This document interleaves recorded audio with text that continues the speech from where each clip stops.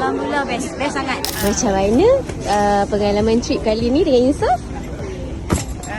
So far Alhamdulillah berpuas hatilah sebabnya dengan perancangan yang ada, plan yang dia orang buat tu pun kita maksudnya anak-anak semua selesa.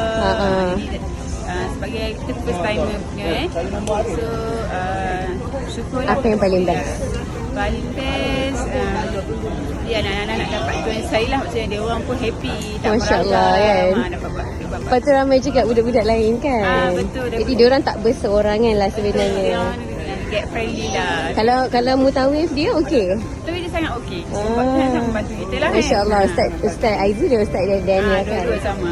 Okey, kalau nak bagi bintang berapa bintang? Daripada 5 bintang berapa bintang? kita bagi dalam 4 bintang lah. Apa pengalaman paling best trip ni? Best lah. Best. Makan nasi unta kot. Nasi unta yang paling best. Tak pernah makan lagi.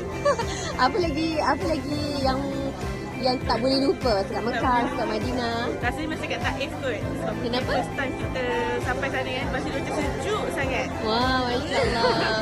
Kalau nak pergi lagi tak dengan Insaf? Mesti. Okey, macam mana best tak pergi dengan Insaf? Alhamdulillah best sangat. Best sangat. Baik lah first time datang. Berapa bintang? Mungkin bagi 4. Ni first time dengan Insaf ke? First time. Masya Allah. Sebelum ni pernah pergi? Tak pernah. Belum pernah. First time Okey. murah. So, berapa bintang bagi? 4. 4. Okey. Insaf dulu baru trouble. Langkah kita penuh yakin, impian jadi nyata. Layani terus ke destinasi.